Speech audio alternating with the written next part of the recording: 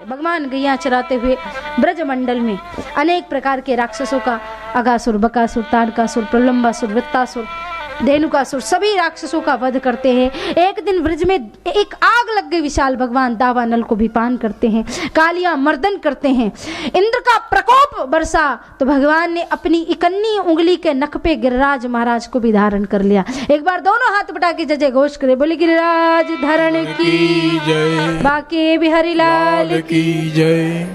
अच्छा बताओ, गिरिराज जी की परिक्रमा किस किस ने की है? जरा हाथ उठाना। किसी ने की है? 1 2 बस। निवेदन है, अगर समय मिले तो कभी वृंदावन जाओ और श्री गिरिराज महाराज की परिक्रमा करना। ज़्यादा दूर नहीं है, केवल 21 किलोमीटर है। अब आप लोग को लगेगा 21 किलोमीटर तो बहुत होता है। अरे नहीं, चलना चाहिए। गिरिराज महाराज की परिक्रमा, और व्रज के प्रत्यक्ष देवता श्री गिरिराज महाराज हैं। गिरिराज महाराज को उठाया अपनी इकन्नी उंगली के नख पे, और भगवान ने इस पूरी पृथ्वी को एक बात बता दी कि इतनी सी उंगली है लेकिन वो काम भी बहुत बड़े बड़े करती हैं। समय बीता, भगवान ने गोपियों को समय दिया था। शरद पूर्णिमा की रात्रि का भगवान पीता रात्रि शरदोत फुल मल्लिका विक्षरंतुम मनुष्य के योग मायाम उपाश्रितः। भागवत महापुराण में वर्णन आता है, भगवान गोपियों के संग रास रचाते हैं। गोपियों को बुलाया भगवान ने बंसुरी को बजा के, और बांसुरी को बुला करके कहा, अरे बंसुरी मेरा एक छोटा सा काम कर दे। बंसुरी ने कहा, कहिए प्राणनाथ। भगवान ने कहा, आज गोपियों को बुला दे। बंसुरी ने कहा, कन्हैया गोपियों को बुला के क्या करना है? भगवान ने कहा, आज कुछ भी सवाल मत पूछ, मैंने हमेशा तेरी सेवा की है। जब भी तुझे गर्मी लगी अपने मुख से हवा दे करके तुझे सहलाया, जब भी तुझे नींद आई अपने होठों का तकिया दे करके तुझे सुलाया, जब भी तेरे हाथ पांव दुखे अपने उंगलियों से तेरे पाँव को दबाया। तो आज बस राधा रानी को, गोपियों को बुला दे। जैसे ही बांसुरी बजी, ब्रज की सारी गोपियां झूमती भगवान के पास चली आईं। भगवान ने सोचा, इनकी परीक्षा तो लेनी चाहिए, ये मेरे प्रेम में पास भी हो सकती कि नहीं। तो भगवान ने गोपियों से झूठ मूठ की हंसी के साथ स्वागत किया। स्वागतम वो महाभागा प्रियम किम करवानि वह। अरे महाभागो, तुम यहाँ क्यों आई हो? स्वागत है वैसे तो तुम्हारा, पर आई क्यों हो? अरे अरे, कहीं ऐसा तो नहीं अपने पतियों से झगड़ा करके भाग आई हो? ओहो, अब समझ गया, शरद पूर्णिमा की रात्रि का आनंद लेने आई होगी, चंद्रमा को देखने। गोपियों ने कहा, नहीं। तो फिर नौका विहार करने आई हो? नहीं, मुझसे मिलने आई हो। हाँ। कन्या ने कहा, शास्त्रों में सुना नहीं आपने, लिखा है, दुशीलो दुर्भगो रोगी जड़ो वृद्धो धनो अपीवा। पति दुशील है, रोगी है, जड़ है, वृद्ध है, निर्धन है, कैसा भी हो, पति की सेवा करनी चाहिए। और आप अपने अपने पतियों को छोड़ के अगर हमारे पास आई है तो आपको पाप लगेगा। पतिव्रत धर्म ऐसा नहीं होता। भगवान ने एक दृष्टांत सुनाया। गोपियों सुनो, एक स्त्री है, बड़ी पतिव्रता है, बड़ी पतिव्रता। बड़े ध्यान से आप सभी सुनना, बड़ी अच्छी बात बताने जा रहे हो। कन्या ने कहा, एक स्त्री है, बड़ी पतिव्रता है, उसका पति बाहर से कहीं से आया, पत्नी की गोद में सिर रख के सो गया। सामने आग की भट्टी जल रही है और उसका 5 वर्ष का बच्चा है, खेलते खेलते आग की भट्टी में गिरने ही वाला है। पत्नी को क्या करना चाहिए? बच्चे को उठाना चाहिए। अगर बच्चे को नहीं उठाती तो बच्चा गिर जाएगा, और पति को उठा देती तो पतिव्रत धर्म टूटता है, पति की निद्रा भंग होती है। गोपी ने कहा, उस स्त्री को अपने पति को सोते देने रहना चाहिए। अगर उसका बच्चा आग की भट्टी में गिर भी जाता है, और अगर वो वास्तव में सच्ची पत्नीव्रता है, पतिव्रता है, तो अग्नि देवता की इतनी मजाल नहीं कि एक पतिव्रता स्त्री के बच्चे का बाल भी बांका कर सके। महाराज, भगवान कृष्ण ने कहा, लिए लो, आपने ही साबित कर दिया कि एक पति पत्नी का धर्म कितना बड़ा होता है। आप सभी पतिव्रता हैं, अपने अपने घरों को जाइए। गोपियों ने कहा, वाह कन्हैया, बड़ा अच्छा दृष्टांत सुनाया, आइए हम भी आपको एक अच्छा दृष्टांत सुना देते। कन्हैया ने कहा, बोलो। बोले, एक स्त्री है, बिल्कुल जैसा आपने कहा ना वैसी ही पतिव्रता है, पति को भोजन कराए बगैर भोजन भी नहीं करती। पति को परदेश जाना था, पत्नी ने कहा, मैं तो तुम्हें खिलाए बगैर खाती भी नहीं, तो कैसे रहूंगी मैं? पत्नी कहती है, कुछ तो करना पड़ेगा। तो पति ने अपना एक चित्र बनाया, और चित्र बना करके महाराज रख दिया। अब पत्नी रोज उस चित्र को भोग लगाती है और फिर खुद खाती है। कई महीने कई साल बीत गए ऐसा करते करते। एक दिन महाराज ये हुआ कि पति ने, असली पति आया घर और दरवाजा खटखटाया। अब आप बताओ कन्हैया कि उसे क्या करना चाहिए स्त्री को? असली पति को दरवाजा खोल के भोजन कराना चाहिए या कि जिस चित्र को भोजन कराती है उसे भोजन कराते रहना चाहिए? क्या करना चाहिए जरा बताइए। कन्हैया कहते हैं जब असली पति आ गया है तो नकली पति को भोजन कराने की क्या जरूरत है? अब असली पति का स्वागत करना चाहिए, दरवाजा खोल के भोजन कराना चाहिए। गोपियों ने कहा कन्हैया वही बात तो हम भी कह रही हैं। आज तक हम जिनके साथ जी रही थी वो नकली पति थे, हाड़ मांस के पुतले थे, लेकिन आज हमारा मिलन परम पति से हो गया है तो हमें नकली पतियों के पास जाने की कोई आवश्यकता नहीं है। मीराबाई ने कहा ऐसे वर को क्या वरू जो जन्मे अरु मर जाए, वरिये गिरधर लाल को मारो चूड़ लो अमर हो जाए। भगवान को विश्वास हो गया कि गोपियां मुझसे अनन्य प्रेम करती हैं। भगवान सभी गोपियों के संग रास रचाने लगे, लेकिन गोपियों के मन में अहंकार आ गया। भगवान ने सोचा इस अहंकार को भी मिटाना है, तो भगवान उस अहंकार को मिटाने के लिए गोपियों को छोड़ के चले जाते। विरह की वेदना में व्यथित होकर के गोपियों ने भगवान का स्तवन किया, और भगवान के स्तवन के लिए जिस गीत को गाया गया है, भागवत महापुराण में उसे गोपी गीत कहते हैं। क्योंकि समय की मर्यादा है इसलिए हम कुछ श्लोकों में गोपी गीत का स्तवन करेंगे। गोपियां कहती प्रभु से, प्रभु जयति तेधिकं जन्मना व्रजा श्रयति इंदिरा शाश्वतत्रहि दवित दृश्यता दीक्षुतावका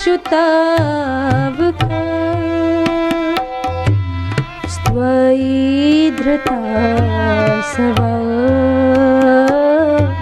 स्त्वां चिन्वते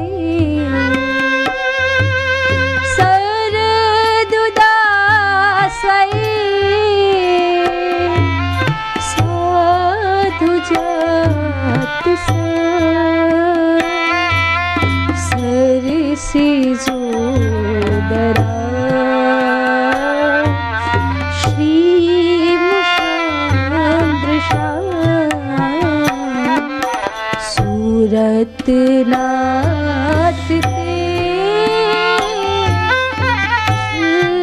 शुल्कदाश को वरदिनी यतो नीहुकुंदधा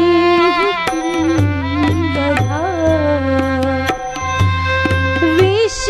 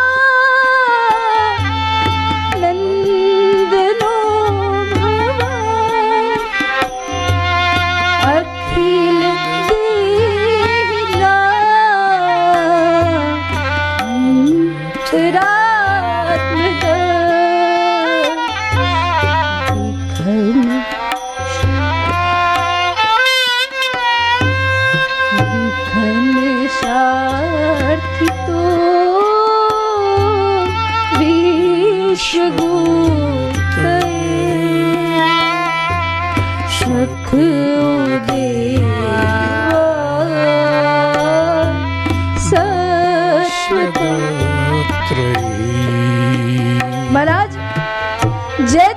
जयतिकम जन्मना व्रज। जब से आपने व्रज में जन्म लिया, व्रज की महिमा बढ़ गई। एक सखी कहती जयति जयतिकम जन्मना व्रज। व्रज तो पहले से ही धन्य था, जहाँ पे कृष्ण को जन्म लेने का सौभाग्य मिला। एक सखी कहती कान्हा क्या कमी रह गई थी हमारे प्यार में, क्या कमी रह गई थी, क्यों छोड़ के चले गए? हमने तो आपको कभी ये समझा ही नहीं कि आप हमारे प्रियतम हैं।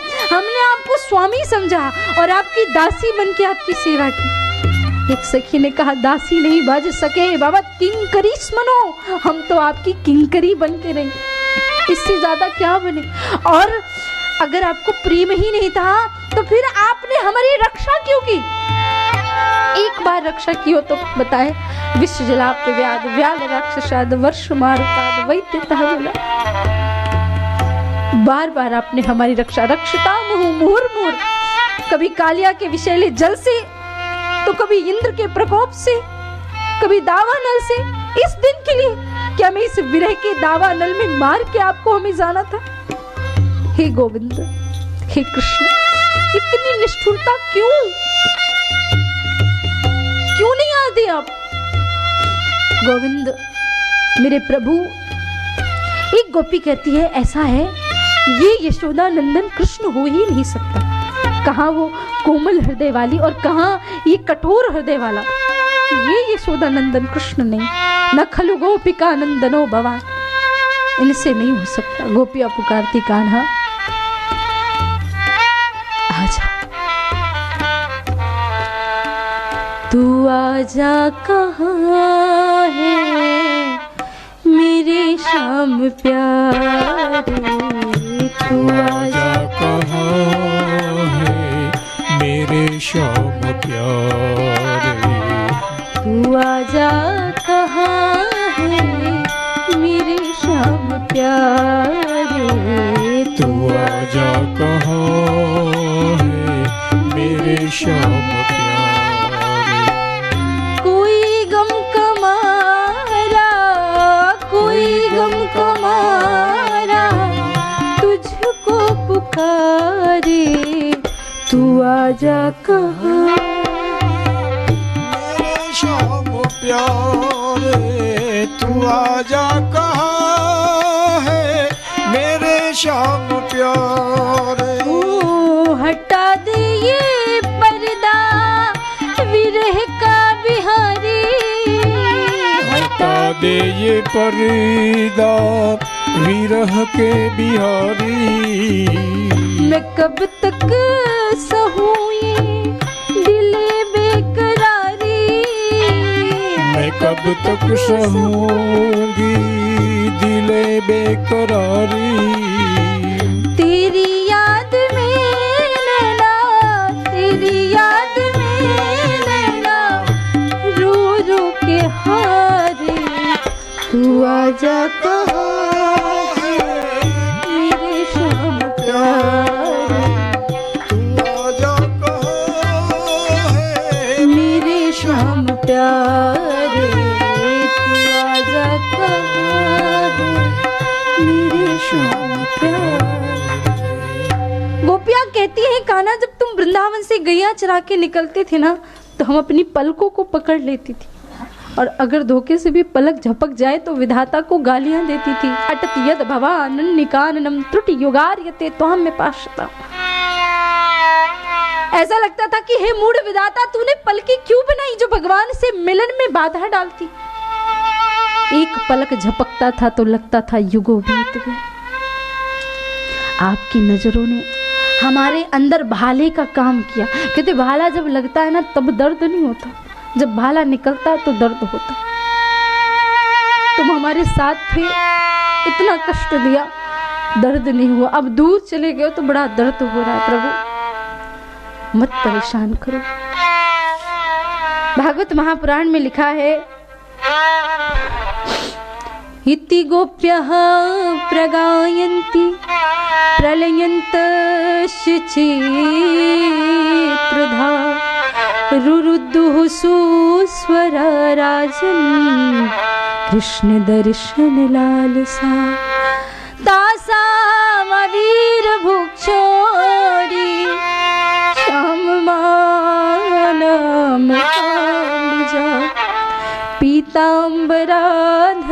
सांघ्री साक्ष मन्मथ मन्मथ। आपने लोगों को एक स्वर में बोलते सुना होगा, एक स्वर में गाते सुना होगा, एक स्वर में रोते नहीं सुना होगा।